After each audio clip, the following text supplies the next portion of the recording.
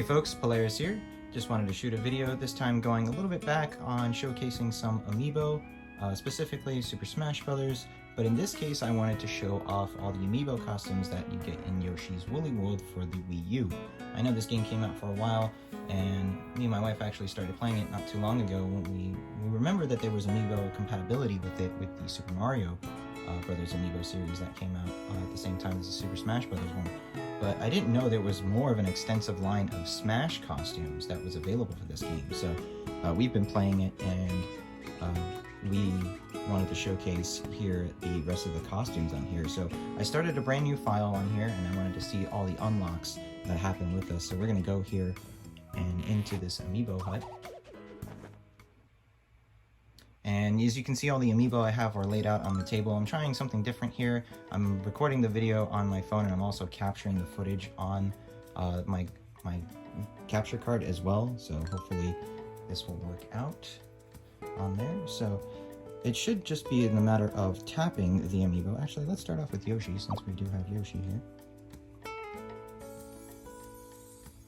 Oh, no, we already actually scanned Mario. That was funny. So there is the Mario Amiibo, and as you can see on the table, it's laid out on here.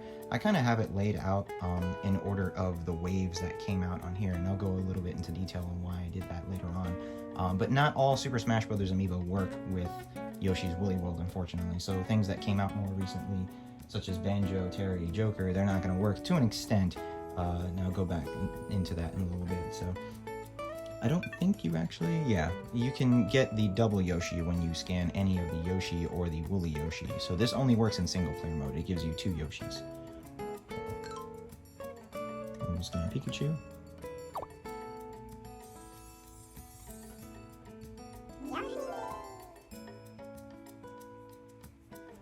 And as you can see, Pikachu gave me what they call the Amiibo shirt. And this is what's going to happen to any Amiibo that are not compatible with the game itself. And the reason specifically for Pikachu, and this will go into the future, I'll show you things you can see down here in the middle. Mewtwo's there, Lucario's there. I still brought them down in terms of an order by wave.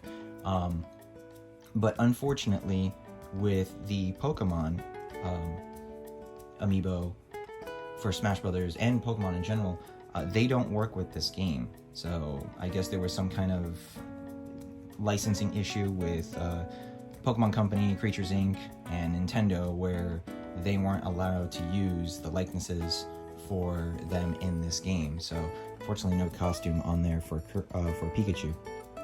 We'll scan Kirby.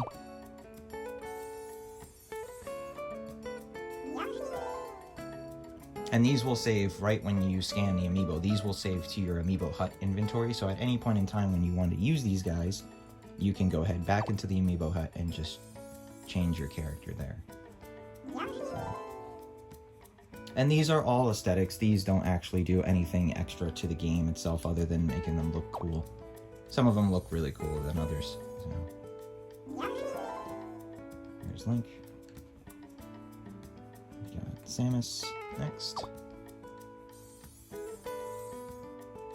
And like his little yarn arm cannon. Donkey Kong.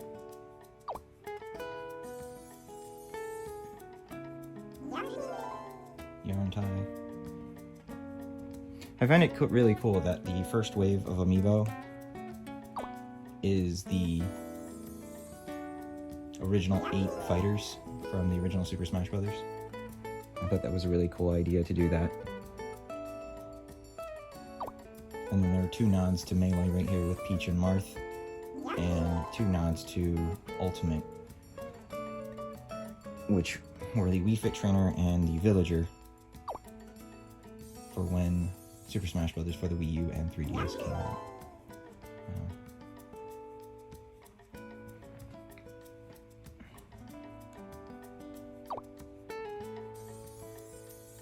And there's your Villager. Nice little yarn one.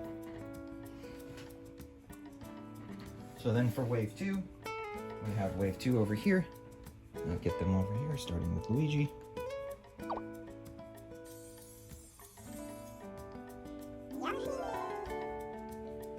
Nice little yarn mustache. Go in there with Little Mac.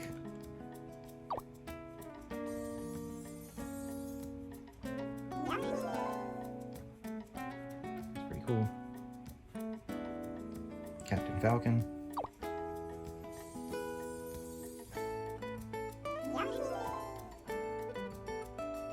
So these are all from Wave 2. Wave 2 consisted of 6 on there. I do remember I was working at a game store, specifically GameStop, when the Amiibo were all there. I had been working there for quite some time, but I was there for the time of the launch of all the Amiibo stuff, and I was in charge of a lot of the marketing stuff in our store and product display, and these were, and I can imagine for every person that had this issue, this experience during retail, this was crazy. I mean, people trying to find Amiibo, the scarcity of it, everything, it was just impossible. Like, I know people always call, you know, Wii Fit Trainer, Villager, and Marth the Holy Trinity of, it was just impossible to find because just the production was very low, and Nintendo did not think that these would sell. So the demand was a lot higher than the actual product that they had. We're going to start with Wave 3 here. And we get Shulk. Now, Wave 3, including Shulk itself, Wave 3 is when they started doing some interesting stuff, which I actually don't like, but interesting nonetheless, where they started introducing store exclusivities. So certain Amiibo were exclusive here to the United States to certain stores. And that was horrible. It was just horrible for retailers because retailers couldn't keep certain ones in stock. It was horrible because the way that certain retailers did pre-orders just did not work at all. So, Rosalina, for an example, was a Target exclusive. She was a little bit difficult to come by just because at the time, Target was not enforcing things of how many things you could pre-order. So these were just getting sold out by just minutes because everybody were pre-ordering a boatload of Rosalinas at once instead of including the limitations of how many you can pre-order per. It wasn't until the next wave over, which I'll get into next, that Target kind of went down and made sure that that didn't happen anymore. There's DDD. I get Toon Link. It's funny because Toon Link actually just looks like Link with a belt. So this belt is kind of shaped differently, but it's essentially the same exact thing, but it's advertised as Toon Link. Meta Knight was another store exclusive. Meta Knight was exclusive to Best Buy. I get Bowser. As much as I love the way that this Bowser looks, I am not a fan of the size of him. I am the fan of the size of the bulkiness, but not so much the height. There's Ike. In comparison, Ike is really, really tall, as you can see.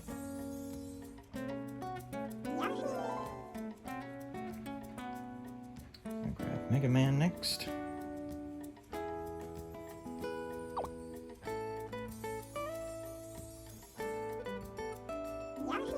There's our Mega Man Yoshi. Really cool, I like that one a lot. I use that one a lot. And then last, let's move that a little bit closer here. This one was a GameStop exclusive, which is Sheik. So she was exclusive to our stores. I would have days every day where we were short on Amiibo and people would come in and ask for them. So, and the last one on here for Wave 3 was once again, going back to that Pokemon situation, was Lucario. It just gives you the Amiibo tree once again on there. And he was exclusive to Toys R Us, so. Wave 4, ooh, or as I like to call it, the wave from hell. This wave was a nightmare, at least for GameStop. I'm not sure how it was in other retailers, but let's go ahead and start off on here. We'll start off with Wario.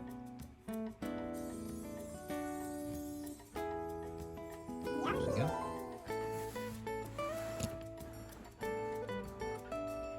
Lucina. This wave was really troublesome for us in the store just because this wave was about the time that GameStop tried to initialize their Web It in Store program, where you can order things in the store if we didn't have it in stock, and it would ship directly to you. So it shipped to your house. So if you were at the store and you were looking for something and didn't have something in stock, but they had something else, you could get this as well and leave with the item that you originally had purchased with whatever item that you ordered online or anything like that, if you just came for an order. The problem with that is that they were trying this program at around the very same time that this Amiibo came out, this wave of Amiibo came out. So initially, when this program started, by the way, Nessa was also an exclusive to GameStop. And Pac-Man here, I believe, was an exclusive to Best Buy. Yeah, I'm pretty sure it was Best Buy, and he looks really cool. I like the Pac-Man Yoshi a lot, because it looks more like a gold. And then the Pokemon Amiibo, once again, don't work, but I will show you Jigglypuff and Greninja, at least, because Jigglypuff was a Target exclusive, which they fixed a lot of the Target issues there with the pre-orders. There is Charizard, which at the time was just Charizard. Now scans as Pokemon Trainer. And then Greninja was a Toys R Us exclusive. So yeah, but Wave 4, the problem with that, at least with online orders, is that they decided to make this all online, and this was the very first time that they were doing something throughout the entire nation. So when the pre-order launch came for the Amiibo of Wave 4, it started at about 3 p.m. Eastern time, or at least Eastern time for us. And when the pre-orders went launched, all of the servers around every GameStop nationwide crashed within 5 to 10 minutes because there were so many people lined up. Our store it was a mall store, so it wasn't that big to begin with, and we had people lined up for hours already, pre-ordered, ready to go to pre-order these Amiibo online. And you couldn't necessarily pre-order them because they acted as online orders. So we couldn't just necessarily pre-order an item for everybody and just give them a receipt and confirm it. No, you had to fully buy the whole set of Amiibo or individually and have the completed purchase because it had to go through. It worked like an online, it worked exactly like an online transaction. And all the servers crashed. It was horrible. I wish they never did that, because we had people waiting for about 2.5 hours, and we managed to get 3 transactions through. And the higher ups had no idea what to do. So it was bad. But anyways, I'm gonna move on to Wave 5 over here, which is Dark Pit and Palutena.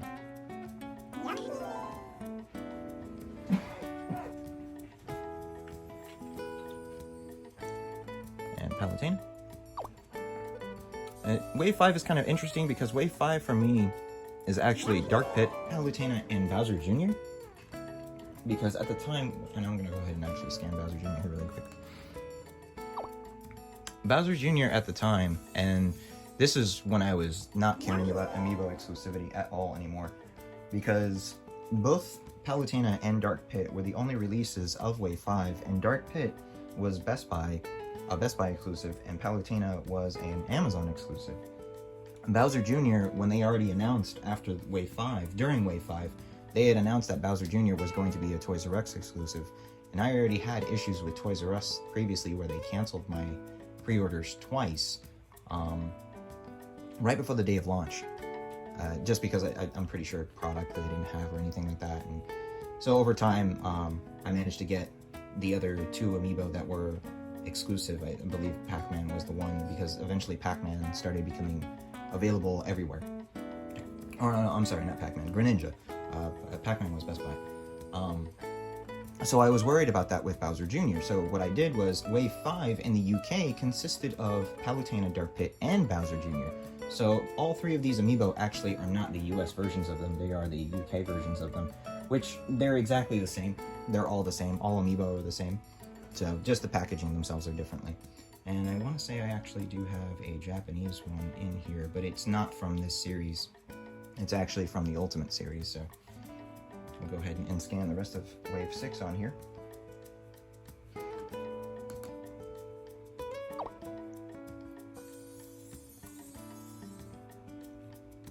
So there's Duck Hunt.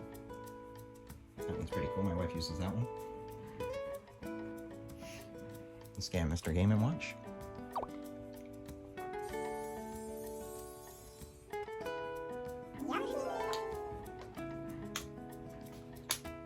I use that one a lot too. I like the all black Yoshi. Black Yoshi was my favorite Yoshi in Yoshi Story. He could eat peppers. It was cool. And Rob Yoshi, just because I'm a fan of Rob. And those three I just scanned works. They came in a 3-pack, which was pretty cool. So then later on they came out individually. I actually think in other countries they came out individually, but I believe in the States they only came out here as a 3-pack. So. And the Mr. Game & Watch actually has extra Mr. Game & Watch figures to go with it since it's flat. And you can change its poses because the base actually is disconnected on there. And I have 2 different bases for my other Game & Watches. So there's Olimar, Zero Suit Samus,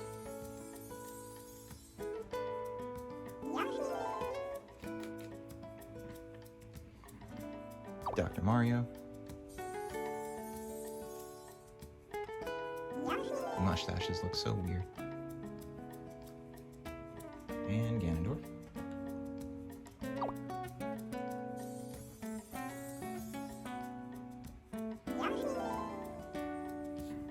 Alright, so then Wave 7, the last wave, consists of Falco,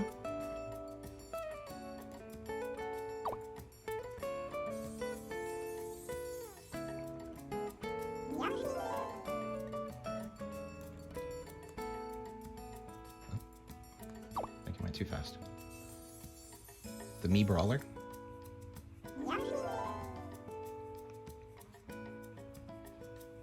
The Mii Gunner. And the Mii Fighters were also a 3-pack. They were a Toys R Us exclusive.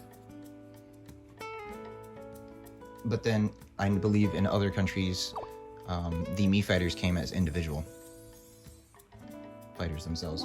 Falco, I believe, also was a Best Buy exclusive, which I don't remember. I always don't remember Falco as being a Best Buy exclusive because I always remember Falco being an exclusive to Blockbuster in Mexico, which is really cool. I didn't know that Blockbuster had an exclusive Amiibo in Mexico. I thought that was awesome. So that's what I always remember Falco is the exclusivity to Blockbuster. Kind of random. And then Mewtwo was also in this wave, but like all the other ones, he does not scan because he is a 1 Pokemon, and also because he is a DLC character. So unfortunately, this is where the Amiibo wave stops, is right after Mewtwo. So things like Lucas, Roy, who are Nintendo characters and that got added to Super Smash Bros. 4 and Super Smash Bros. For 3DS and Wii U, they were omitted from this because at the time, I'm not sure if it's because of sales or anything like that, but they did not update this game to include those Amiibo costumes in there, so which is very unfortunate. And then lastly, we have our Splatoon Amiibo. And I just brought these 3 down here because they all unfortunately give out the same Inkling costume. So there's our Inkling girl, our Inkling boy,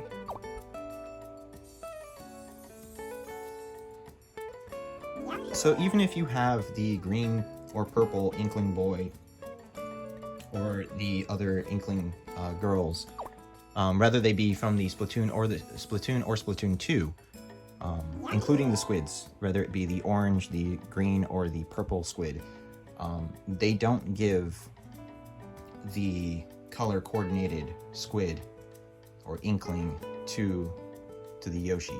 It's always going to be whatever was the original color of that amiibo was, which is unfortunate because the orange squid, the purple inkling boy, and the yellow inkling girl, they don't have that color coordinated part built into their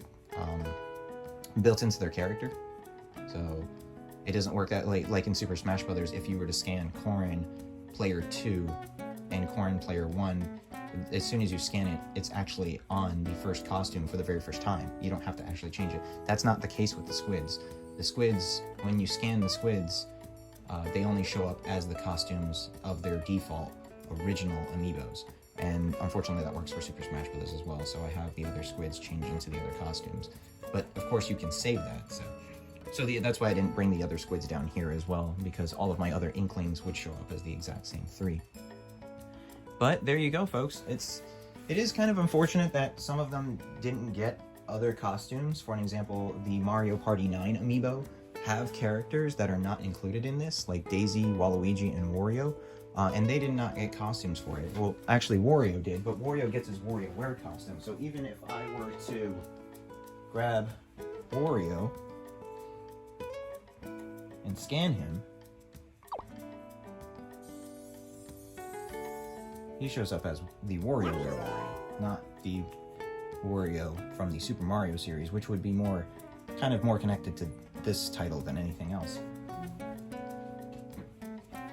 So it's kind of unfortunate there, but once again, this was at a time before Mario Party 9 came out, or I'm sorry, Mario Party 10, and those amiibo weren't available at the time, so. But yeah, there's every single amiibo compatible with Yoshi's Woolly World. Thank you so much for watching, guys. Take care, and smash on!